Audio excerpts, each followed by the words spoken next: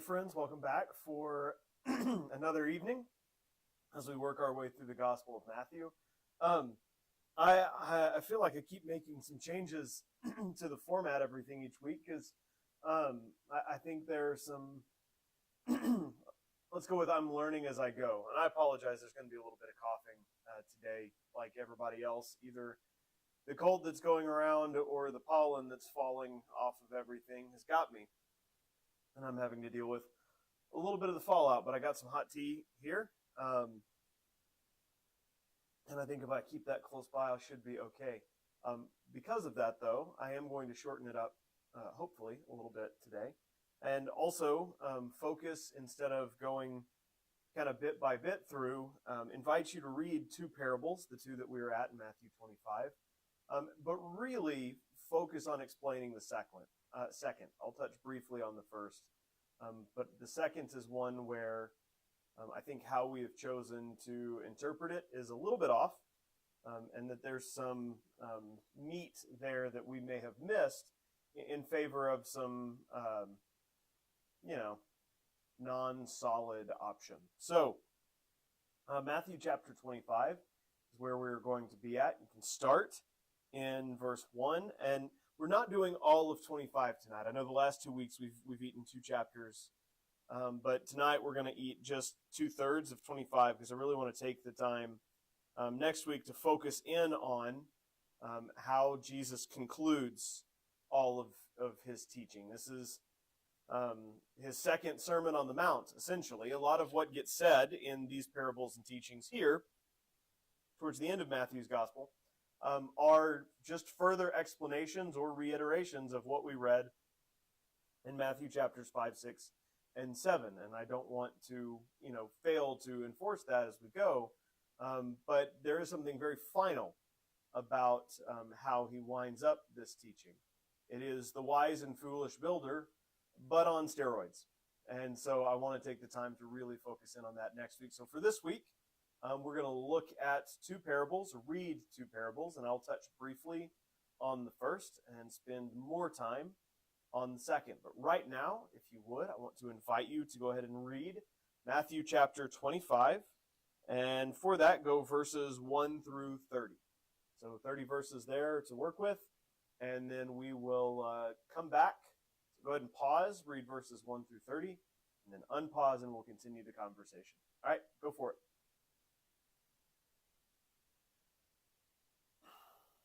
All right, welcome back. So the first parable, the parable of the 10 bridesmaids, is an interesting one because just based on description at the very beginning, there's nothing that sets 5 apart from the other 5. We begin with the statement, the kingdom of heaven is like, and I've talked about this before. I'll remind you again when you see that. What you are looking at is a sliver of a description.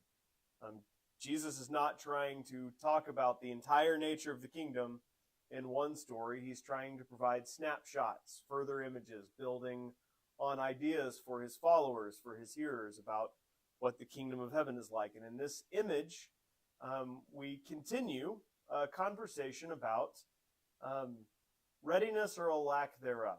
And knowing in the late first century and the early church, questions about when Jesus was coming back, whether or not Jesus was coming back, kind of ran rampant. Matthew shares this story from Jesus about waiting and what you do while you're waiting. So we have these 10 bridesmaids, virgins being the original kind of translation. And there's a lot that makes interpreting this a little bit difficult. Some choose to read it as an allegory, but maybe every line of allegory doesn't line up perfectly with some other line. It's best, I think, to take it in images. And the image we have is of 10 people who are remarkably alike. They're at the same banquet for the same wedding. They are all waiting on the same same groom. They are in many ways similar. But they split down the middle on whether or not they were ready or waiting for a delay. When the delay comes, they all become drowsy. They all fall asleep. This is not a parable about the importance of keeping watch. This is a parable about the importance of functioning, continuing to operate the way you were supposed to while we wait. And if you want to go the full allegory route, like in the Old Testament, oil is often associated with good deeds, and there are those that continue to do good deeds, and those that maybe the others started but didn't carry on. And like I said, there's not a perfect way to read that to make it all work out, but there is a way in which 5 continue to do what they're supposed to do, even as they wait for the return of the group. And given Matthew's late first century setting, given what we know from Paul's writings about how there are these open and ongoing questions about how much longer and when Christ was going to come back, and coming off of Jesus' own teaching about how they're not going to know the date and the time, how Jesus himself told them it's important about what they do in the meantime, then I think that's where this parable is headed. The second one really enforces that point and is definitely where I want to spend more time. So you begin, again, the kingdom of heaven can be illustrated by, it tells a story about a man going on a long trip, who then does something that seems odd, and it's that he starts splitting his property, his estate, his wealth up among servants, which, I mean, the status of slaves in the ancient world and the status of slavery in the antebellum South is not the same, and I've talked about that before, but it's still not something that you normally did. And I think one of the reasons that we failed to read this parable properly is because the word talent, because of this parable, starts to mean something that it didn't originally mean here. So now we talk about talents as God-given gifts. That's how the word for skills, talents, we often use now, originates from this parable, not the other way around. But if you understand the word talent as a measure of financial, like a measure of money in the first century world, a talent is something like 15 years' wages. And so if you do the math based on average or median, I don't remember which, maybe average, I don't think it's median. Average income in Washington State, when he gives 5 bags of talents, 5 talents to the first servant, he's giving that servant somewhere in the neighborhood of $4.5 million. The second one gets something in the neighborhood of $1.8 million, modern world. And this third gets something like $900,000, nearly $1 million. That's insane. And especially given all of the other options that are available to it. Because none of these 3 servants are called property managers. They're not normally in this role of managing his wealth. They're not children. We're not talking about an estate split. This is, in the ancient world, a story that strains to make sense. And that's how we're supposed to hear it. That's how they would have heard it. If parables are nice stories, and in this case, if the way we read this parable is a nice story about how we should use what God has given us, then that again, that's nice. That's not a wrong point, but that's not the point of this parable, and certainly not the only way its first hearers would have heard it. Maybe not the way they would have heard it at all. So again, knowing that the story is told while discussing how you should operate while you wait for the return of Jesus, what you have is these people who are given an unimaginable treasure, essentially. To those servants, this amount of money is nuts. And like, enough so that it would be really tempting to like take the money and run. And go experience life on your terms, because you will never see anything like this again. And maybe that would be the first inclination of the average hearer of this parable. If you give me $1 million and say, I'm coming back sometime in the future, I'm probably thinking that sometime in the future is long enough for me to be somewhere a long way away in a jurisdiction that, you know, doesn't extradite to the United States and enjoy wealth, your wealth on my terms. But that's not what happens in this parable. Instead, they go to work with the money. And how the parable is told and how they respond matters, because he's gone for a long time, which means they've continued to wait, and maybe they've wondered about whether or not he's coming back, when he's coming back. But in spite of that, the first two continue to take what they've been given and invest it, work, make it work. And this is where I remind you that the gospel is considered a treasure in Matthew's writing over and over and over again. And that I think that's the better way to read this parable, that what they have been given is a measure of the gospel.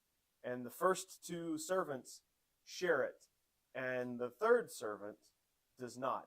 And I want to point out how differently the third servant sees the master from how this story portrays the master. Because through this point in the story, until the third servant opens his mouth, at no point has this master done anything that would make anybody reading this story believe that it is a cruel and harsh man at all. And the first two servants certainly do not seem to see him that way, because if they thought that were the case, then they would have done exactly what the third one did. Not spend, not lose, not neglect, like save and protect.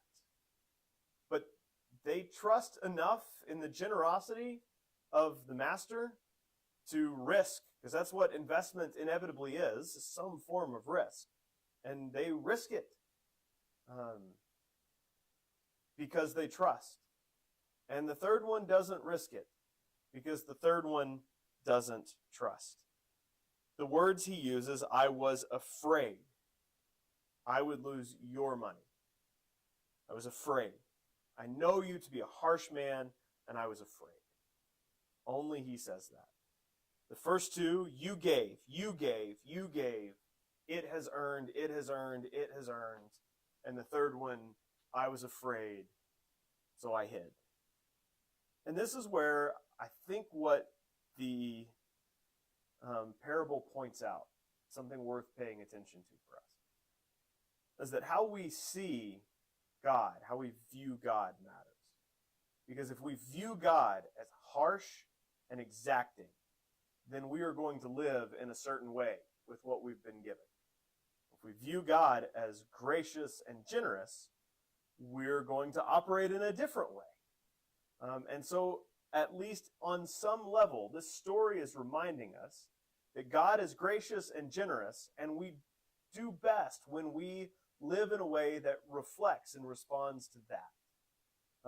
And that should shape how we live in the meantime, while we await the master's return. Now, I would love to talk for another minute or two about this, but I really both feel the need to cough and feel that my left leg has just fallen to sleep. So maybe this is as good a point as any to end it. How you view God matters. And maybe the point of reflection for you at the end of this parable, before we get to the end of chapter 25, where we see the consequences more deeply of how we view God, is to, ask and answer honestly what your actions reveal about how you view God. Whether you would be willing to risk and invest the gospel because you know that God is gracious and generous, or whether the temptation is to just protect what you have, never mind anyone else or what it can do, because you're afraid of who God is. I think that's a valuable way to read this story. It's not just about using what God's giving you. That's too small a way to read it. How do you view God? And what does that do for your daily life? All right, glad you joined us for this video. Back at it next week with the end of chapter 25. Bye all.